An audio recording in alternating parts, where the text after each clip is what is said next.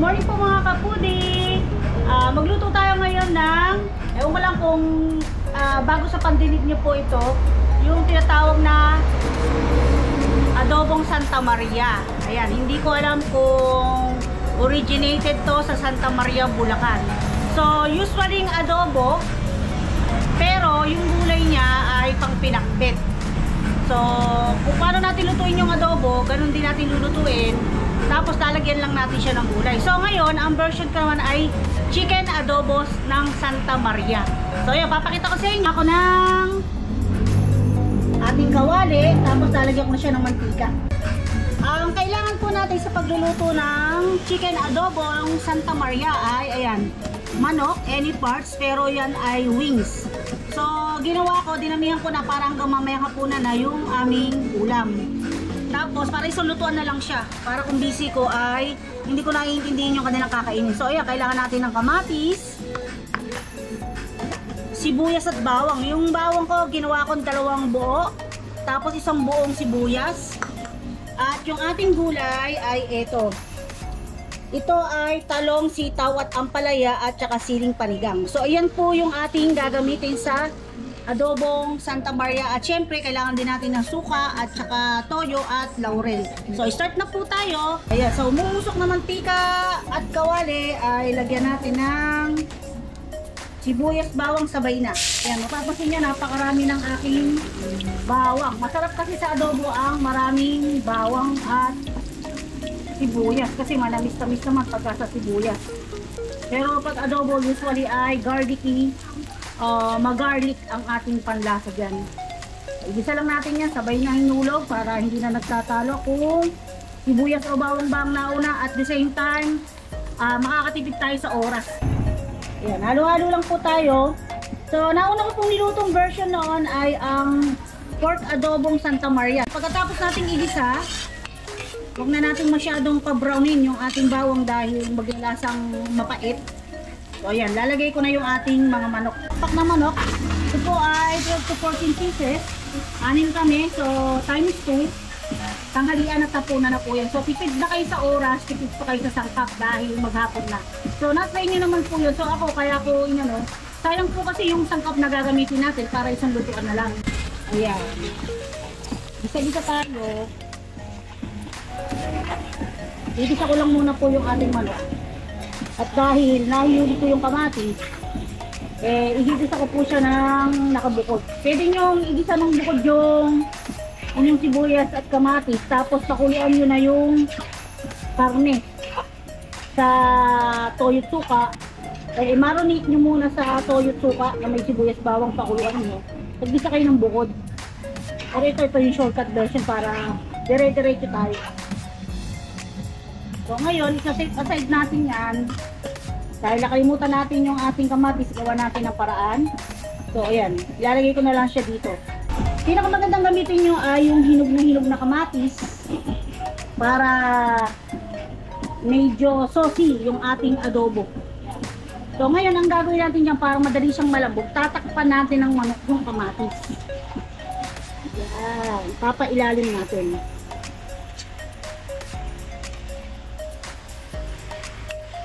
Yan, ganyan lang po. At saka yung high fire. Tapos ngayon, pwede ko na siyang dagdagan ng mga pamintang durog. O kung gusto nyo naman ay duo. Pero dahil durog yung gagamitin ko, may gulay po tayo. Para hindi na natin makain yung pamintang buo. Wait, babaw natin yung ating paminta. Dito dinamihan ko na. Pwede kayo mag-add dyan ng siling pula. O siling palay or siling labuyo kung gusto nyo ng medyo spicy. Tapos tatakpan ko siya para tuluyang makulog yung init. Takpan natin at ilo-low fire lang natin para tuluyang lumambot yung ating kamatis bago natin haluin. Ayan, after 5 minutes, tanggalin natin yung takip. Pwede na tayong mag-add ng laurel. Tapos halo-halo tayo mga kapudi. Ayan, para hindi masunog yung ilalim. This time ay malambot na ang ating kamatis. So, ang talagang gagawin natin dyan ay igigisa natin sibuyas, bawang at kamatis. Pero para magisa ng konti yung ating chicken, inuna ko muna bago sa kamatis. Tapos nakalimutan ko nga. Siyempre, gawa natin ang paraan. Yan. Ngayon, lagyan na natin ng toyo at suka. Unahin muna natin yung suka. Pag nauna po kasi yung toyo, umaalat yung karne. Na-absorb niya yung alat ng toyo. So, lagi natin tandaan na ang ating sukat ay 1:2. 1 tablespoon ng toyo, 2 tablespoon ng suka. So, pagpag ngayon ako ng toyo para maluto na siyang tuluyan. Tapos, pag medyo luto na yung ating chicken, at saka ako idadagdag yung ating gulay. Paibabaw lang natin at tuluyan natin dito. So ayan, hayaan lang natin siyang kumulo ulit for another 5 minutes, tapos halo po ulit tayo. Pan po muna natin. Ayan, after 5 minutes mga kapudi, kasi na kayo, may music na naman tayo. Haluin na natin to. Kasi para ma-absorb ng chicken yung ating toyo at suka, lahat ng parts ng chicken. Ganyan lang, usually ang adobo lang. Tapos, may gulay lang. Pero ang sarap po niya. Magpapasarap lalo ng ganun ng yung kamatis. Tapos, sa magtatanong kung mapait ba dahil may ampalaya, hindi naman po. Huwag lang masyado yung ampalaya. Pero depende po sa inyo. Kasi may mga tao kayang i-tolerate yung pait ng ampalaya. Meron naman po kasi ampalaya talaga na mapait. Meron naman na hindi. Ayan lang natin siyang kumulo sa loob uli ng 5 to 10 minutes. At siyempre, interval niyan ay yung halo-halo. Halo tayo ng halo. Tapos, takpan na natin. Kaya ayaw ko isabay yung gulay, ma-overcook po kasi yung gulay. Yan, hayaan muna natin maluto yung manok bago ilagay yung gulay. So, takpan natin. At hayaan natin siya sa loob ng 10 minutes. After 10 minutes mga kapuding, dadagdag na natin yung mga gulay. Sabay-sabay na. Para wala nang paunti-unti. Kasi si nanay naman, ayaw naman niya ng overcook dito pagdating sa manok. Gusto niya yung medyo, alam nyo ba yun, medyo lumalaban pa. Pero ako, gusto ko naman yung malambot na malambot. So ayan, lagay na natin, nakita nyo, sitaw, ampalaya, talong, at saka sining panigang. So haluin po muna natin para ma-absorb ng ating gulay yung patas ng ating sarsa. Tapos para po mailalim yung iba, para paghalo natin mamaya ay yung iba naman yung mapapailalim. So ayan, takpan natin at hayaan natin siyang kumulo for 5 minutes. Tapos halo po ulit tayo. Tapos takpan po ulit natin. Tapos 5 minutes po ulit. Tapos ayan, okay na po siya. So ayan, takpan po muna natin. After 5 minutes, check natin. Ayan, kulong-kulo na siya. At nakita nyo, nag-change color na yung ating talong. Ngayon, isang halo pa tayo at stop na po yun. Ilalim natin yung mga nasa ibabaw. Napakasarap nito mga puti. Testingin nyo po. Pwede rin siya sa sa karne ng baboy.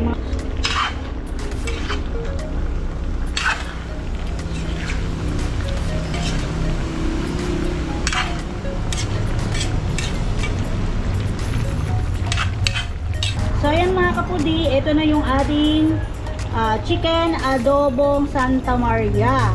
Ayan, takpan natin at ready na yan.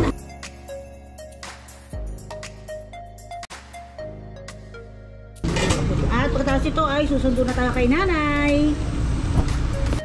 Ayan, pagkatapos magluto, susundo na po kami ni Martin. Kaya ka lang pala kasi magpapagupit na naman siya. Kaya lang ngayon walang pasok. Nakaraan, may pasok si doktora. So, may iwan uli siya, tapos susundo kay nanay. Update ko po kayo mamaya at ayan, mag-deliver po ako mamaya ng rellenong bangus. Meron po ako pa-order na 20 pieces. So, mamaya po ay, ayan, samahan niyo po ulit ako mag-deliver. Merong iba na namang dideliveran, merong the same person. So, ayun po. Tapos, ano pa ba? Ayun, magdadala tayo ng hito sa ano, palengke mamayang gabi. So ako na rin po yung nagdadala ng hito sa gabi para yun nga po, dito makatipid si nanay. Papunta po kasi service po yun, so 100 ang binabayad niya pagkadadalhin yung hito. So ayan, update ko kayo mamaya. Checkpoint pa rin ba? Yung mga polis ano, hindi na nag-checkpoint niya.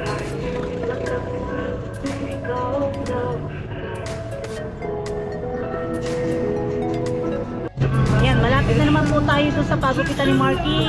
Same pa rin po. Kung sarado, tsaka nasasabay si Marky pabayan. Pero kung hindi, ay may iwan po uli siya. Lalakad na lang daw po siya pa uwi kasi ay makulimlim. Parang sarado. Sarado. Oh. Oh, ano balita? Ha? Hindi the same kasi. Sarado, sabi ka, di same vlog din daw. Kasi nga, hindi ko ba nag-vlog po nakaraan na magpapagupit siya. Sabi ko hindi na makasama si Doktora. Ngayon, nung nakaraan kasi, natit ko si Doktora sa school, tapos siya doon. So, yun, sabi ko na masarado. Ano, bayan ka na lang. Sa tingin mo, sasabay ka na pa uwi. Ha? Pwede naman. Dapat babalik ka kita doon. Saan ka ba doon nagpapagupit? Bahan? Yan, ang panahon ko ngayon ay makulimlim. Tayo kay nanay. Pagka Saturday and Sunday, pupunto ko siya ng 11:30 ako alis sa bahay. Pero pag may pasok si Doktora, 12:20 na ako umaalis sa bahay. Although mainam din kasi hindi na traffic. Kasi nga tapos na yung oras ng tanghalian ng mga opisina at saka nag-i-school. So pagka kasi katanghalian tapat, maraming sasakyan, traffic, maraming labasan ng estudyante. Tama lang yan. Ngayon naman walang ganang traffic kasi walang pasok. Ayan, ito na tayo sa palengke. Nagme-message na sila ng taran na. Hindi ako makapag-message na paalis na ako. So pa-parking lang ako dito. Ayan na, ayan na yung balde niya. Saan kaya yung chimichika na naman siguro. Pero okay lang kasi may pa-parkingan tayo dito sa malapit sa basurahan. At makikita na tayo niyan. Ano ba? Tagal ni nanay. Sa loob pa siguro ang sumikikan dito sa loob ng palengke. At dito na yung balde niya eh. Ayan o, baklas na po yung palengke o. Saan na kaya siya? Baka hindi lumilingon dito. Nakita ko na yung balde niya, andun eh. Tawagan ko nga.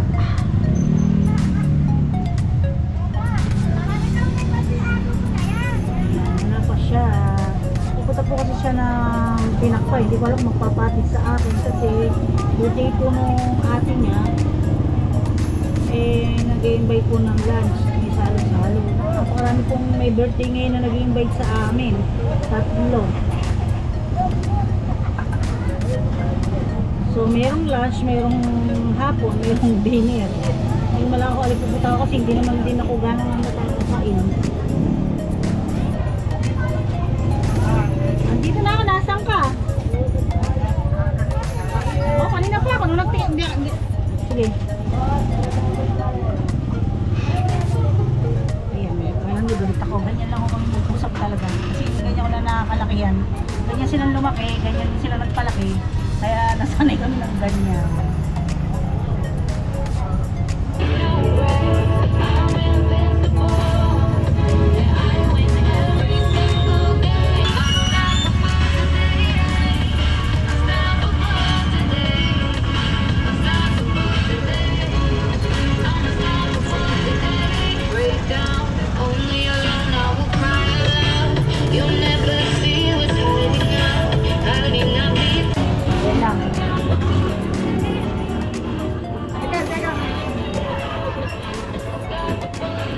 Diretso ka ba kalate? Kaya lang, babayad ako na. Ano? Bayad? Tama lang, wag mo muna yata. Saan? Sa bahay pare? Ay, yung bulig. Kaya na! Go!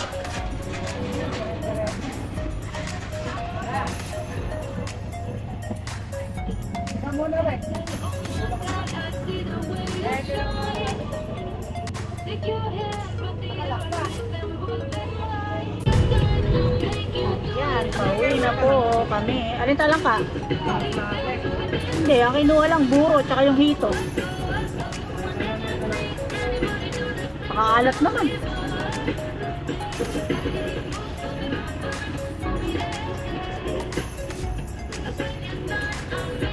Eh, didiretso tayo sa bahay, pare.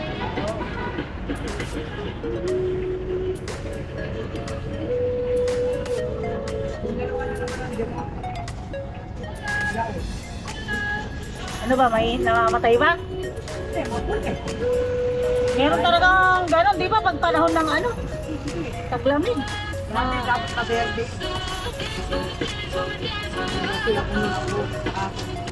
Dalawa lang naman. Bago. Dapat ay sweet. Ganun talaga, pag pakonti-konti, iipunin. Hindi siguro nabili, hindi nabili siguro sa kanila.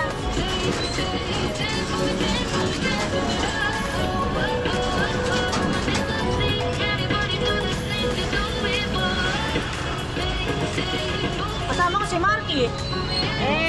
Nagpapagupit sana sa Santo Niño, sarado. Mangkas na hanggang dito, andyan sa may gilid na simbahan. Namamaseros na lang daw siya.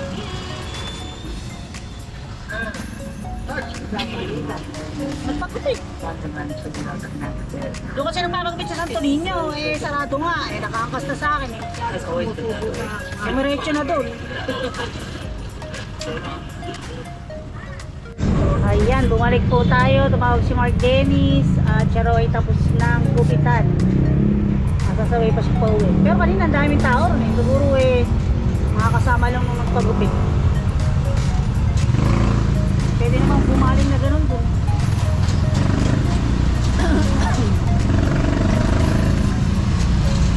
Matuli naman.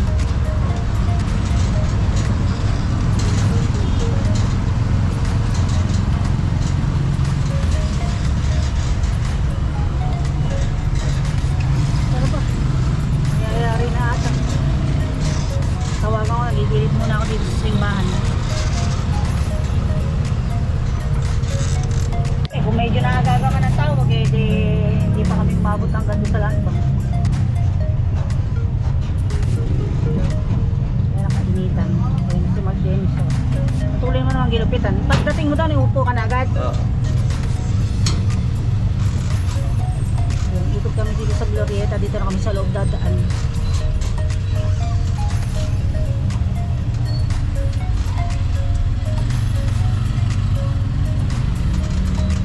Ginawa nga lang mamili dito sa gabi. Paikot mo, malapit na sa paradahan. Hindi gaya dati na malayo pa ilalakarin. Yan, yung pinaka-Glorieta po ng Baliwag, may mga pwesto na rin. Samantala lang naman. So yan, yapit ko po kayo mamaya mga kaputi pag nasa bahay pare, kandaman na kami at magdadrive lang po muna kami. Tama ka ba hanggang bay pare? Hinto man.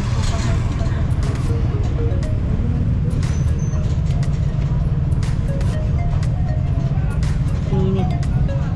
Dapat dito rin nagtumpok sila ano. Yan. Siguro siyang gisa umaga. Dito kami dadaan sa loob.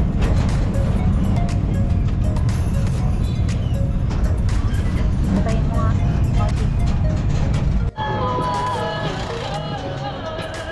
Pari na po kami mga kapubi. Sabi sa transmission. Oh, halika po. Itong panahon yung mahangin pero maalikabok. Nakalagpas na po kami sa bahay namin. Nasa Candaba na po tayo. Candaba, Pampanga. Lagpas lang po ng tulay ng bahay pare. Yung pupuntahan namin.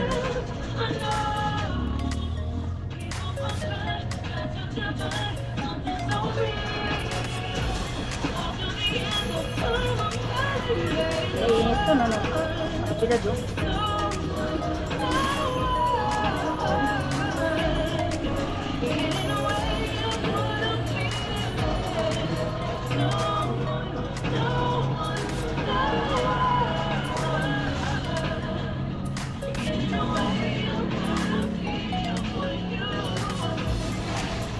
Sobrang init para sa amin.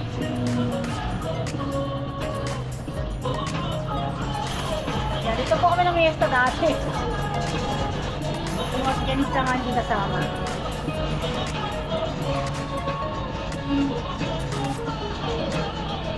So, dito po minsan umahangos tayo ng bulik. Pinadala sa amin, mga nangungoriente dito. So, babayaran niyo yung bulik niya, dinala kaninang madaling araw. Ay, sampai na tayo.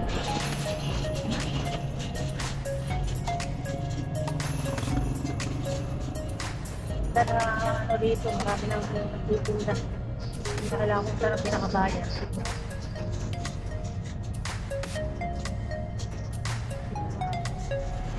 May tindahan sila dyan na sari-sari store.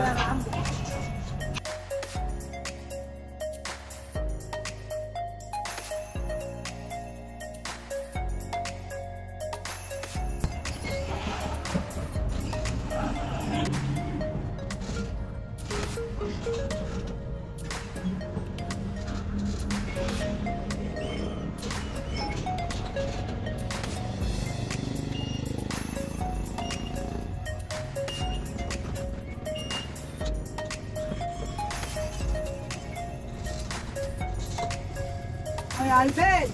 Tignan natin ngayon sa ano. Sa pinak. Ayan, dito po magbabayad na. Magbabayad ng bulig. Thank you Kung po. mukha mo inuhuli ay hinahaluan ng... Pagkagaya na yun sa bahay pare Gandaba, diretso na kami ng paligid. At iiwan na namin si nanay doon dahil ako po mag-deliver ng relleno. Ano po peraso yun. Ayun, medyo mabagal na yung takbo ng ano. Bumalik na. Ito sa farm ni Tita Ganda.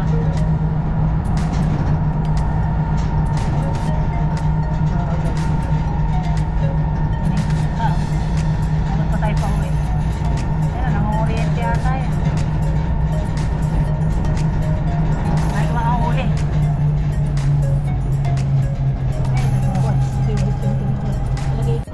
Yeah, pauwi na po kami mga kapudi. Iniwan na po namin si nanay kasi asikasin ko pa yung relleno. Gagaya ko pa po yung relleno. Pipirito ko pa, isa-isa ko pa i-deliver. Kung pwede ko lang hatiin yung katawan ko sa dalawa, para yung isa driver ni nanay, yung isa naman ay sa negosyo. Siyempre po, kailangan ko rin kumita ng pera. Hindi naman po pwedeng banto tayong walang si nanay. Yun po, sabi ko nga po, kulang yung oras. Oras at katawan, siyempre. Kasi gusto mangyari ni nanay, parang kung saan siya pumunta, magdadrive ako, pag-drive siya. Kaya lang o, hindi naman uubra kung may kasabay na ako na pa-order. Or yun nga, sinisingit-singit ko lang na kung wala ako ang gagawin, ay pwede ko siya i-service. Pero yung ipuputay yung service ko siya, yung ubra, hindi ko tayo pwedeng mga maghapon. Nga lang ako sa kanya, syempre wala akong rin maghanap po eh. May mga pangangailangan din ako kailangan gastusan. So yun, naiwan na po siya doon. Eh meron naman siyang makakasabay pa uwi.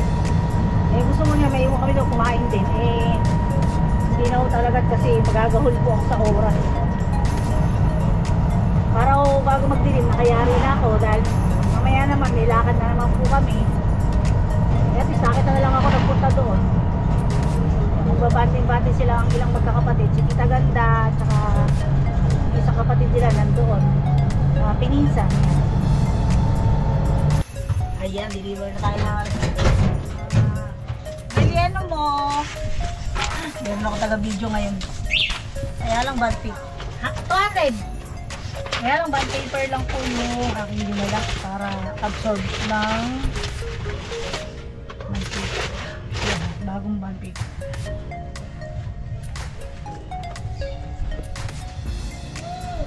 May pinagagawa ka, project ng anak mo.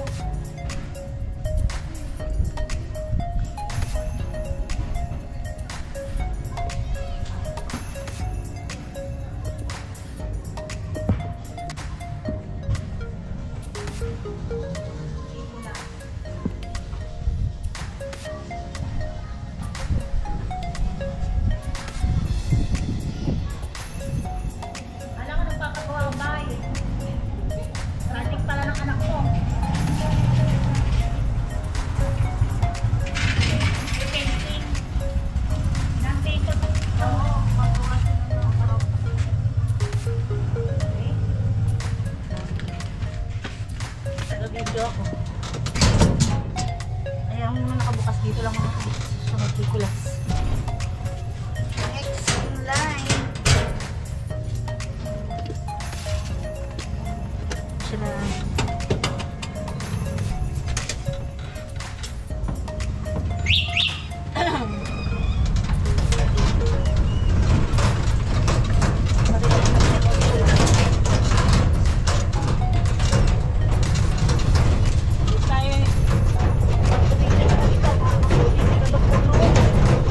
Nakabukas yung pinto. Ha? Bukas yung pinto. Eh, hindi ko talaga kasi nakakain na ako. Ako nung walang dito. Ay, wala mo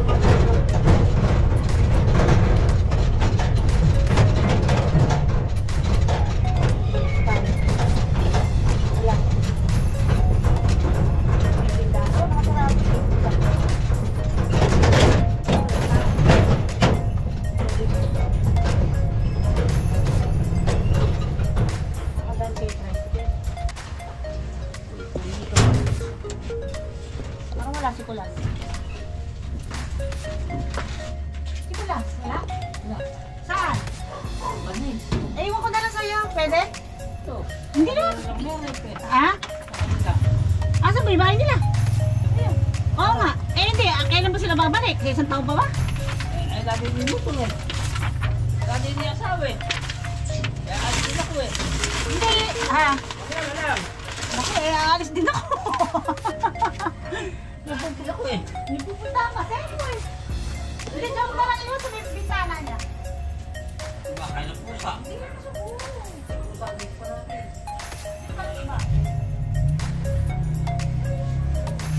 Nachat ko na lang siya na. Alis kasi kami eh.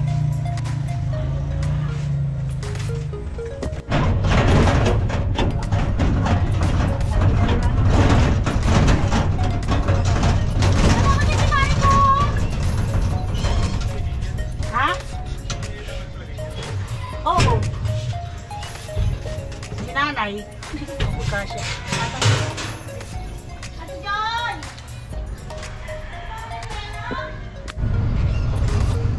Ano tayo sa anak naman ni Ate John? Kasi hindi kasi ko, siguro na yan. Kaya na pag nalalaman niya na nagpa-order ako at hindi ko siya inalok, eh, nagtatampo. Ngayon, inalok ko kaya lang. Wala ko kasi siya yung anak niya. Isang nag-o-office. Uuwi po yan ng ano tawag doon? May bandang sa hinaba-haba yun na lugar. Hindi malayo dito. Eh, pag siya lang mag-isa, eh, lugi siya. Walang kakain na kakain. So, dito naman ako sa anak niya.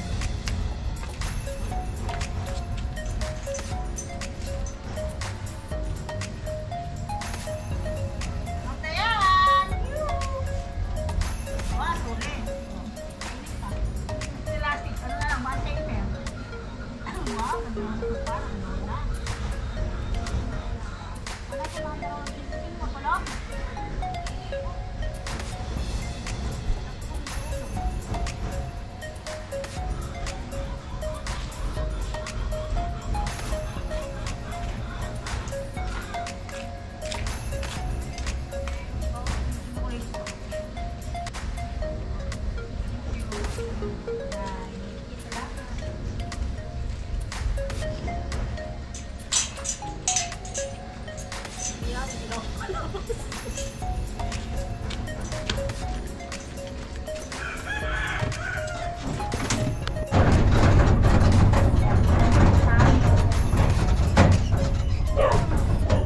Maraming aso dito.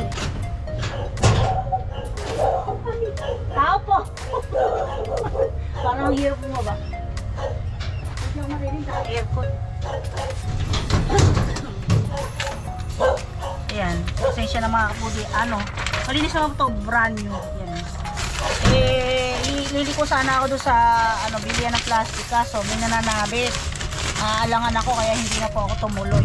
So ito, bayad na to from Gcash. Mas mainam pa nga po ito, nag-absorb ng mantika.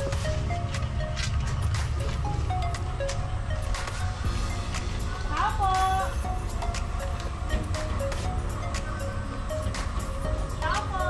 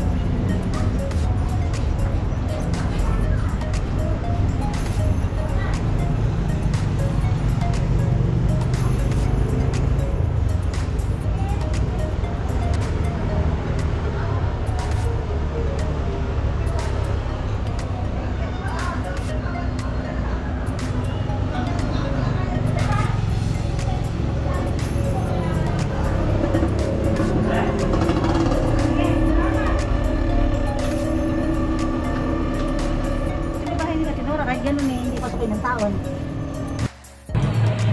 So yan mga kabudi, gabi na po, after ko makaluto. Papunta naman kami ngayon ng palengke ni Doktora kasi dadalhin ko na po yung mga hito ni nanay. So para po kasi tipid na rin siya. Pag po sa tricycle, inuupa pa niya ng 100. Tapos sa madaling araw para wala na siyang bitbit. Wala na siyang dala o wala na siyang bitbit na kahit na ano, yung buro na lang dala niya. So yun, pinagtsatsagaan ko na rin po kasi wala naman din pwedeng iwang mag-drive. Kaya naman din akong magtigil magtinda kasi hihina naman din po si nanay tsaka malulungkot pag hindi siya nagtinda. Kaya hindi naman din po kami mayaman para alam niyo na, ito pa rin po talaga yung ano, gusto niya yung talaga magtinda. Siguro doon siya masaya. Sabi ko nga po, marami siyang kaibigan. Tapos kumikita siya kahit pa paano. So yung dadalhin namin yung Doktora, binawasan ko lang ng tubig para kaya kong buhatin. Una kasi, deliver ko si Mr. kasama ko. Hindi ko po kayang buhatin eh, baka magka-depression ako sa spinal. Eh ngayon, bahala na po, siguro ano, nakapo ko yung kosing tubig. Tapos yun, isasaling ko na lang po. Yan, update ko po kayo mga kapatid pag nasa paligid na kami. Kasya na po yung NWO ngayon. Kung sa pwesto ni nanay kasi, nagkaroon ng emergency doon nung binabagbag po yun. Medyo nakasagad yung yero sa daanan. Nakasada doon sa palengke. Ngayon, may nagreklamo kasi nga, may dadalhin sa hospital emergency. Hindi mailabas ng loob ng palengke dahil walang makapasok na sasakyan. Eh di ko ba, minsan pagka mga emergency, bawal buhatin yung tao. Baka may mga parts tayo ng katawan na bawal galawin, yung magalaw. So yan, medyo niluwagan kasi yung NWO. Ngayon, nandito na kami sa may Tangos. Buti sinamahan ako ni Doktora. Pero kung hindi, napipilitan ako lang mag-isa. So, kailangan kayanin kahit na hindi kaya. So, nakahati naman yung 30 kilos. Siguro 15 kilos lang yun. Kaya lang nakakabigat kasi tubig. So, kaya naman, isasalin lang naman doon sa ano ni nanay doon. Meron siyang batya na square na mataas doon isasalin. Para hindi na po niya bibigyan ng madaling araw. Nakakaawa rin naman pagka, ano, syempre po may ganda rin si nanay talaga. Kaya lang, hindi naman tayo pinalad na maging milyonarya. Kaya nga, masarap naman yung buhay na ganito. Araw-araw, nakakaraos. Okay na po yun. So, ayan, i-update ko po kayo mamaya pag nasa palengke na kami.